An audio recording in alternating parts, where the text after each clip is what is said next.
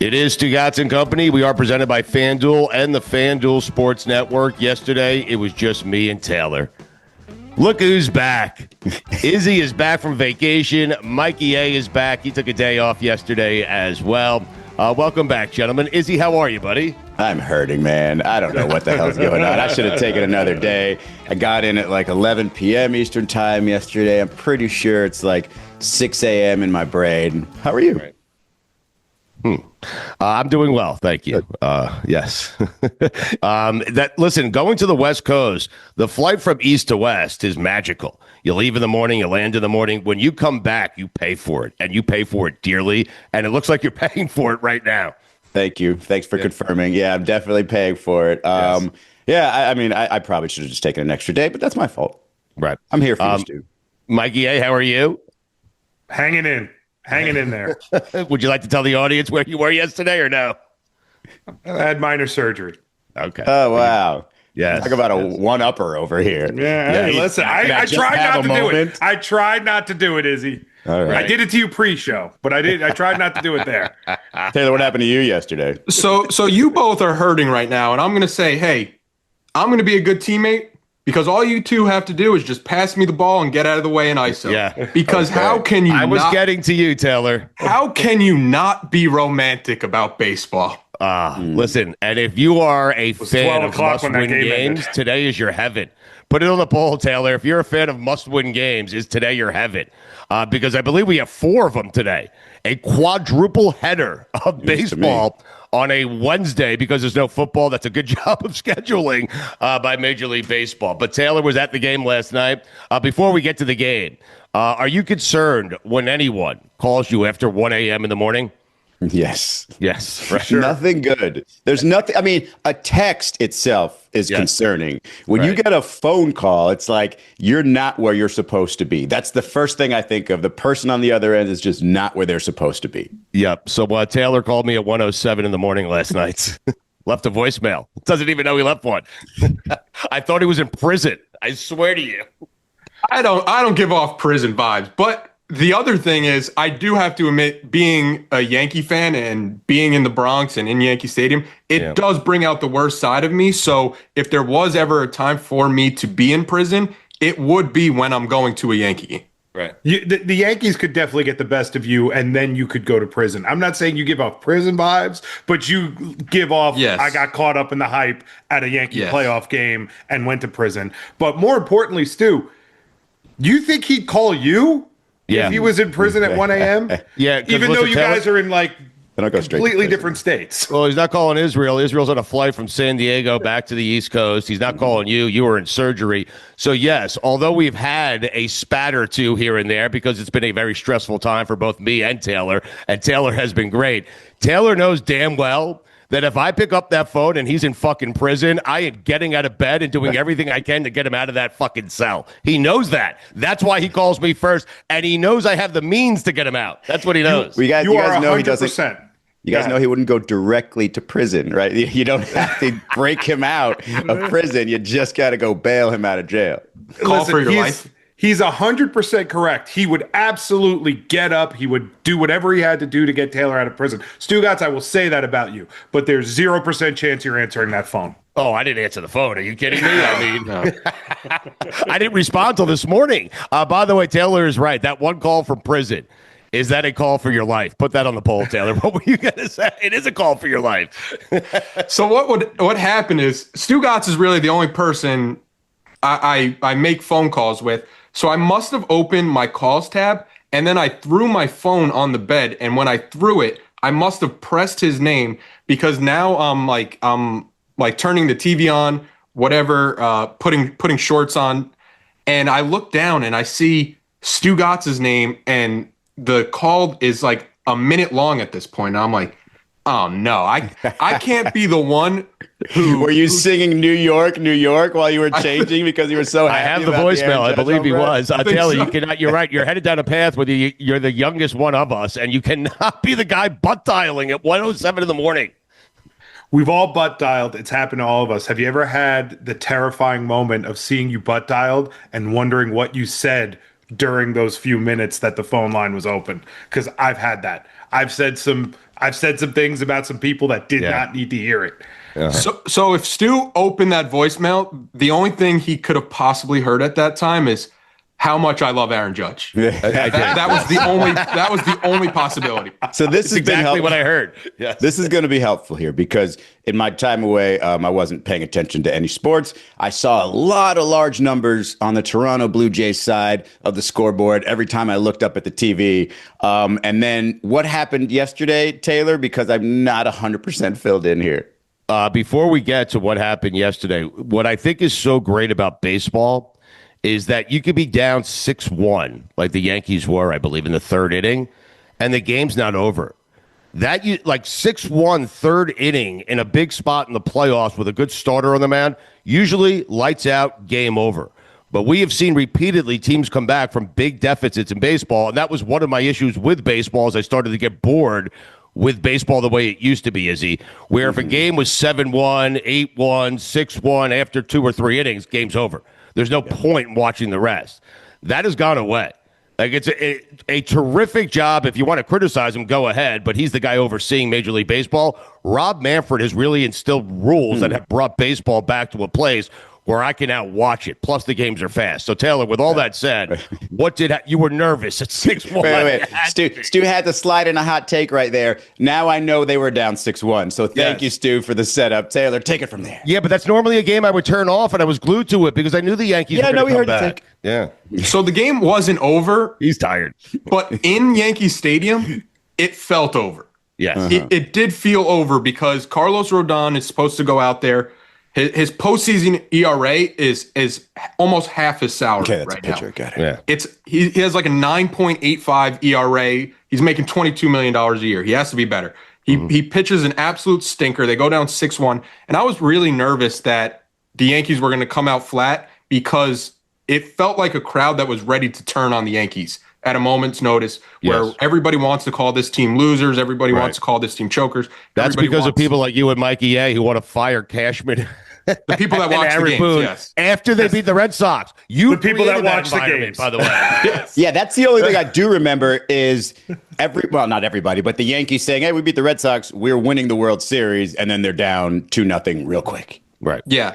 And I have a stat from OptaStats. The Yankees are the first team in MLB postseason history to be down by 5+ runs in your getting swept scenario and come back to win the game. Teams have been 0-38 all time in those scenarios.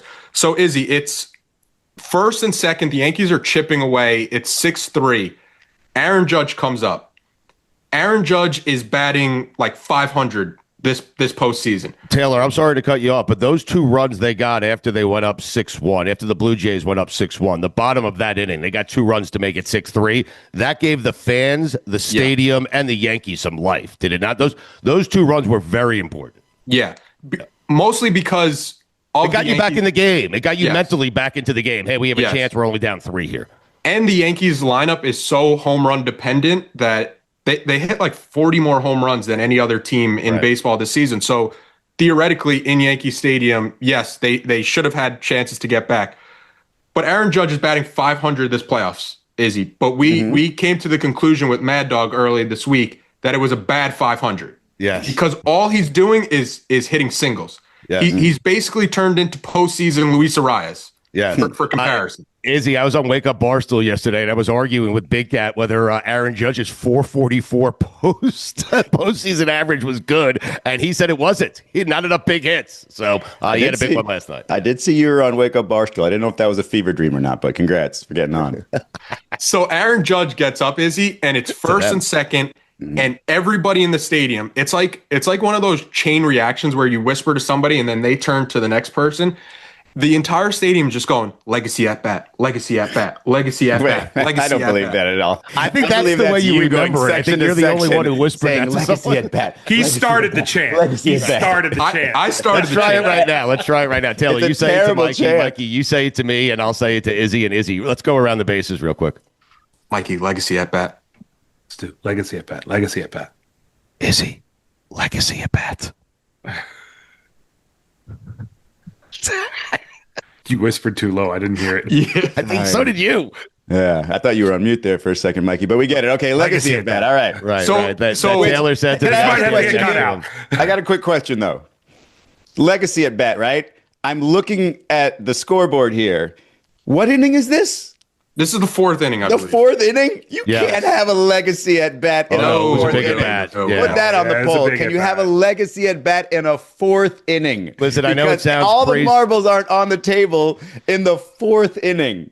No, all the marbles were on the table. It was an elimination game. I'm with Taylor on this. I know it's the fourth inning. Legacy at bats don't normally come in the fourth inning, but this was. If you were watching the game, and Izzy, I hate doing that. Okay, No, 'cause you you're on can a do that flight. to me all you want. I'm You're on doing a box flight. score stew right here. Right, But yeah. like the seventh inning, no score. Eighth inning, no score. Ninth inning, no score. Doesn't sound like it was Aaron Judge doing everything in this one dramatic moment. Those 3 more innings. That's because Judge ended the game and perhaps the series and the season for the Toronto Blue Jays in the fourth inning. That's what Taylor is saying. It was a tying legacy it. at bat. Okay. Yeah. And Izzy, there was a moment in game 1 where Aaron Judge comes up with the bases loaded in, I can't remember the exact score, but I think it was tied. Seventh.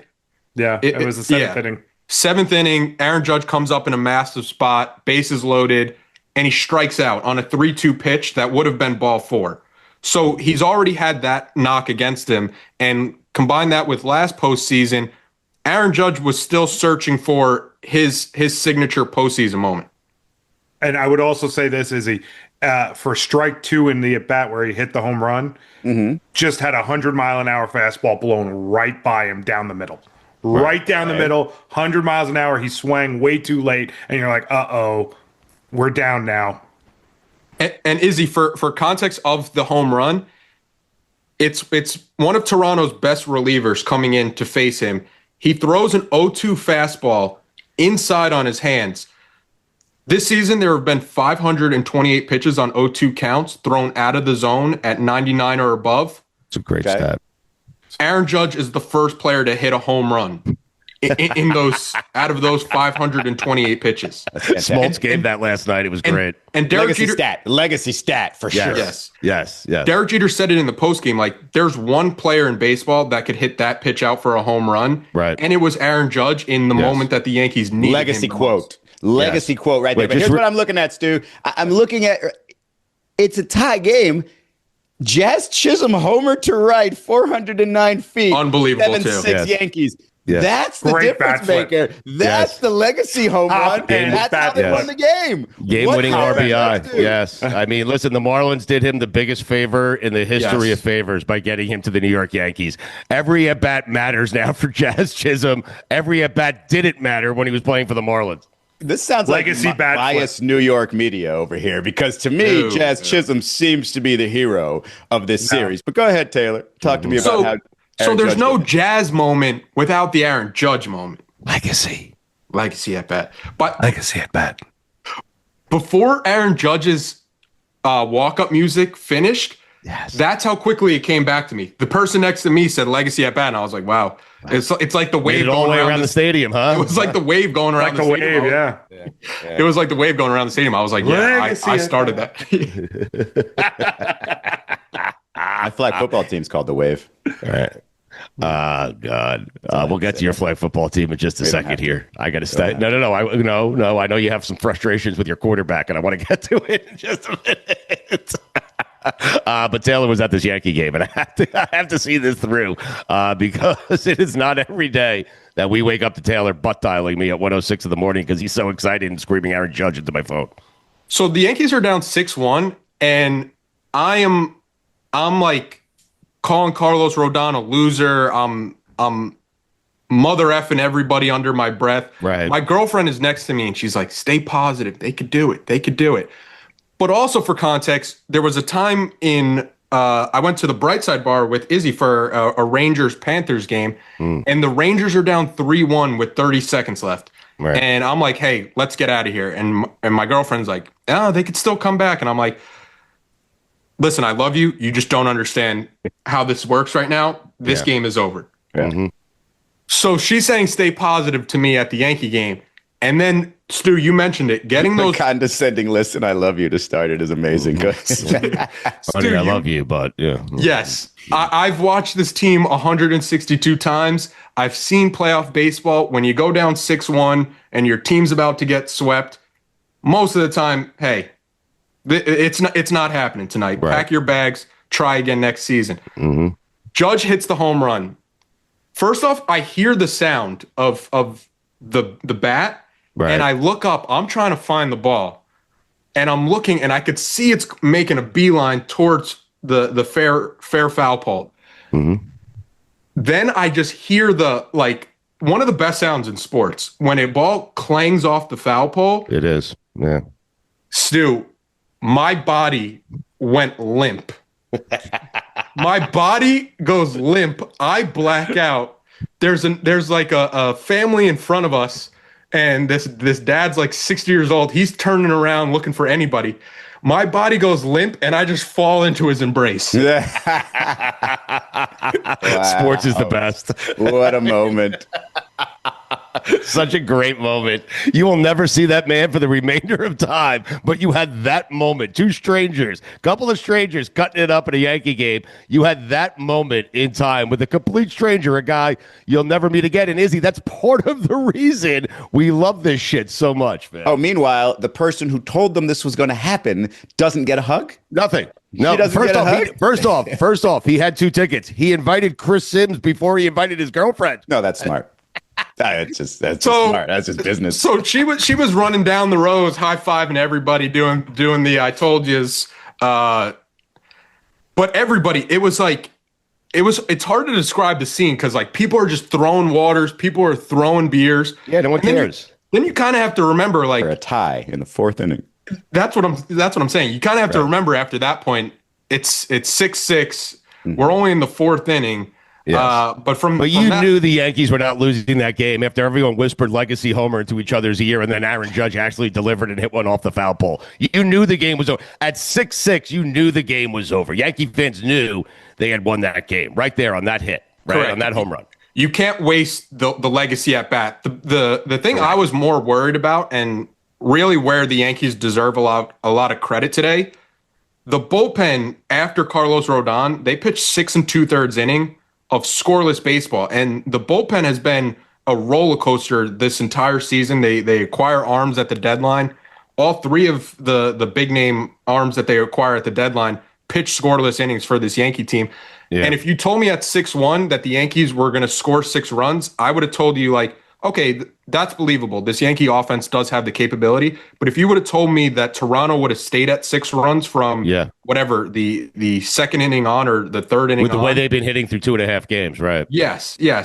I would have said that was the more improbable. This is the first I've heard of anybody else other than Aaron Judge getting credit for this. Yes. Mikey A on the Judge homer. I don't know what type of surgery you got yesterday, but was there a point where you were cheering in a way that impacted? Wait, was it hair transplant? I wish. No, not hair transplant. Okay. Can't afford that. But did anything happen like after post-surgery? Was there a post-surgery cheer that, perhaps a stick or 2 came out? But I mean, I was home by then. Okay. All right. I was home by then. Stu, are you excited? Yeah. Stu, one of the reasons that Mikey has a sound that I'm going to cue up here for him. One of the reasons why Yankee fans are so excited is because you won. Because not only that we won and we extended our season 1 more game, but in Game 4 we now theoretically have the pitching matchup to get this series back to Toronto. Schlitter's back. Schlittler's back, and Toronto's going with a bullpen game, and they used a lot of bullpen arms yesterday after Shane Bieber struggled. But we have sound, maybe my favorite sound, or my favorite genre of sound, Mad Dog trying to pronounce names. We have Mad Dog trying to say Cam Schlittler.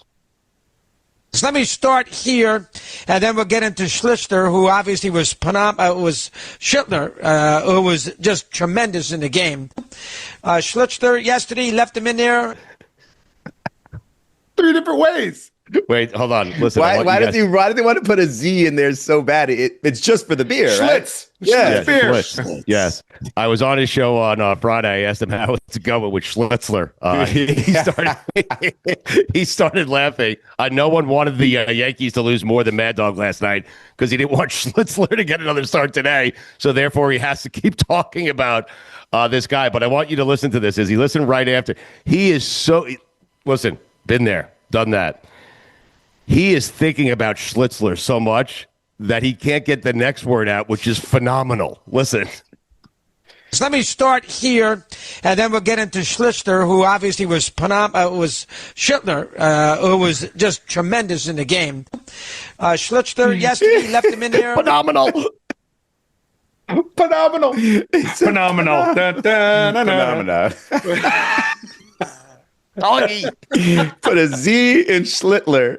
Take the H out of phenomenal. Stu, how does I'm assuming when you're in the car and Abby's in the car with you, are you listening to music? Are you listening to sports talk radio? Because I had this situation where my girlfriend couldn't really understand that this is a profession and that she's like, people listen to this for 3 hours a day. And I'm like, not only do people listen to this, this is the highlight to people's day. And she was like, wait, so people spend time waiting on hold because they want to ask somebody a question? Yeah. And I'm like, yeah.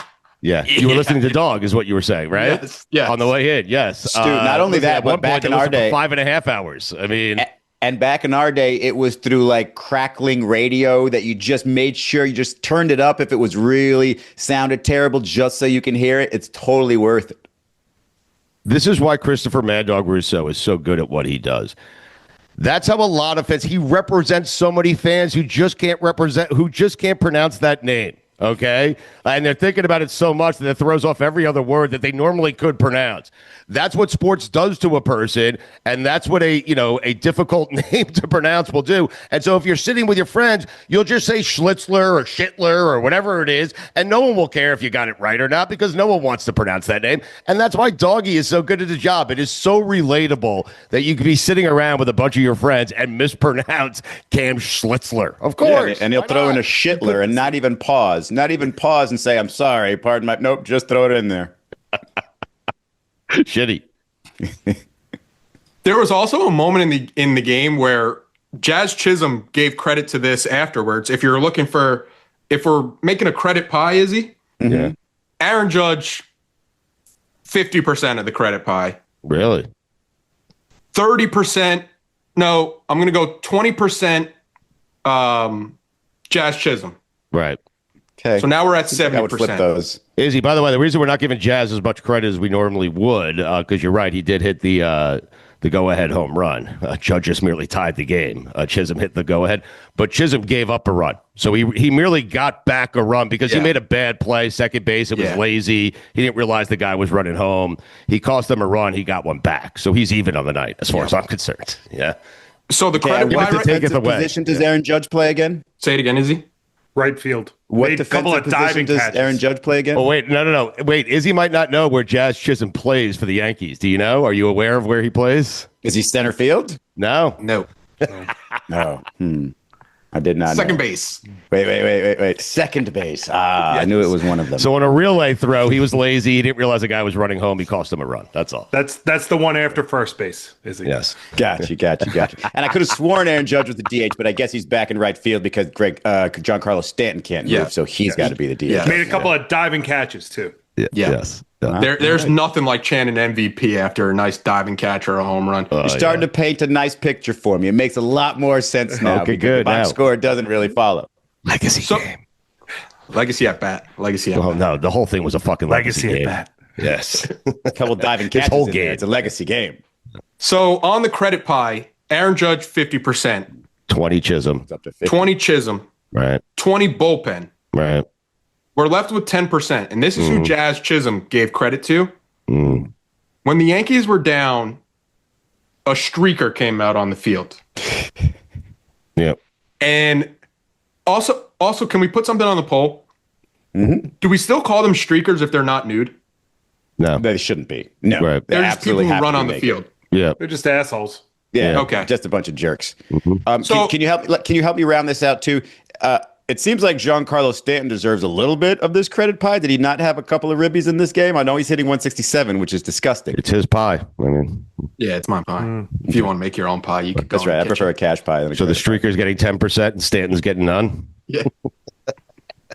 So Stanton's got to do it in game 4. We saw what he could do in game 3. Wait, why doesn't Judge have to do it again in game 4?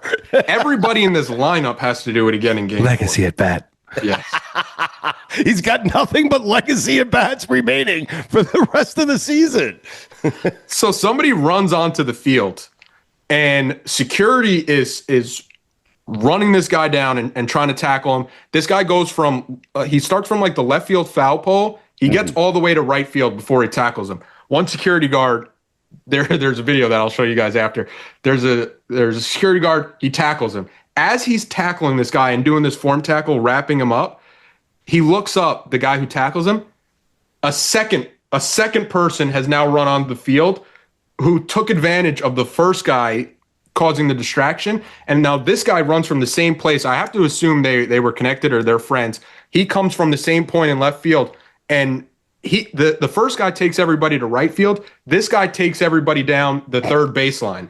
So this guy makes the tackle. He looks up, sees the guy running, 200 feet away. He gets up. He looks like prime Ray Lewis, just chasing this guy down. The guy who tackled, there's like 10 people on this field trying to tackle the first guy. Right. This guy gets up. The guy Ray who Lewis. makes the tackle Right. gets up and is the guy who tackles the second guy Right. who had other people chasing him. The same Wow. guy made 2 tackles. I'm thinking the Jets should sign him. I mean, Oh, okay. I'm afford watching him. the video now. I see the other guy. Oh my goodness, he's almost at the mound here. solve all our defensive problems. And you see the guy chasing him down? Wow, what a play! Should the Jets That sign guy- him? I mean, I mean, he looks a little small. He looks a little small, but if you need to chase down somebody You that can't gets measure loose, his heart. You can't How's measure his bend that and guy's dip? How's his bend and dip? what portion of the game was this? This was either when it was 6-3 or 6-1. I think it was when it was 6-3. So these are desperate times for the Yankees and their fans, and their answer is to just run on the field and hope that I inspire my Worked. well, they got 10% of his pie chart for it. So yeah, I pretty mean, good. To be fair to them, when it's 6-3 and the Yankees bullpen is coming into the game, I think in their mind they were like, hey, we don't want to watch the rest of this game. We know how this game's going to end. Let's get out of here. Too bad for them. They missed the legacy at bat, but they might have caused the legacy at bat too. It's kind of a cause and effect. I have a deal with my brother. If we're ever at a game and the Yankees go down by, I think it's 8 runs or more, he leave? has to try and get to second base. And the deal is, if he can't get to second base, I don't bail him out. wow. He has to make it to second base. Has he ever made it? Well, we've never had the opportunity. You know why you can't call these people streakers? Because they're not just like this one guy I'm reading had a QR code on the back of his shirt. Like this is all just for attention. But okay. No. It seems like Taylor had the greatest night of his life last night. Oh, man. We're buzzing. You going tonight, right? No, I don't think so. What do you mean? What do you mean? I mean? have been at every Yankee home postseason game. I think you got to go back. Exactly. So you're stopping now. Why? I'll hit up game time for him. I got him. Okay. Yeah. Well, I think that's what he's asking, right? That was what it was all about. Yeah. Fine. I'll go too. Just buy my tickets, dude. I'm not inviting Chris Sims though. Okay. And but your girlfriend can go. By the way, your girlfriend saying stay positive. First off, bring her on the show, okay? I don't want to stay positive when I'm down 6-1, okay? Nope. I want to fire managers. I want to fire GMs. I want to whisper in some guy's ear that this is a legacy at bat for Aaron Judge, and if he doesn't come through, I want to boo him. I don't want to stay positive. I mean, it depends, right? Part of being a sports fan is being negative, you know? I don't want to be that guy. But if I'm in a group of people, of fans cheering for a team, we need one of those in the group. We need one of those to say, hey, I never lost faith. I was okay, even if it's not true. Because if everybody bails on them and then they come back, then you're looking at each other like, wow, we're a bunch of assholes. Nobody cares if they come back. Nobody cares if they come back. That one guy stayed positive. Don't get me wrong. If you're in the dugout, you got to stay positive. If you're on the team, you got to stay positive. If you're a fan, no, you do not. And the last thing I want to hear is somebody telling me be positive down 6-1. It's the last thing I want to hear. Taylor, I think you're obligated after last night to go back. You know, everyone in your section is going back. They're all sitting in the same seats. The guy that you fell into, you had that embrace, you blacked out, you hugged him. He's going to be there going, where the fuck is Taylor? Where is Taylor? Where is the guy who was here last night? The guy who fell into my arms. We need him. Like, it's good luck. Fans are superstitious. They're expecting you to be there, Taylor. We'll get you there. There was another fan in the row in front of me who turns around. He asked if we could take a picture of him at the game because he was at the game by himself, and he has an Australian accent. And we were like, "Did you come like just for this game?" He was like, "Yeah, mate. I booked a flight last minute." He was like, you don't have to do. He was like, booked a flight last minute. Yeah, basically two days before. And he was like, figured why not? And we were like, have you ever been to America before? And he was like, no, this is the first time. He's like, wow, what a time. And you chose the Bronx. He goes, I probably shouldn't have got an Airbnb in the Bronx. No, you shouldn't have. In the middle of this shit is a cathedral of baseball. You would never think the surrounding area would be that dangerous. Man, these Airbnbs are cheap.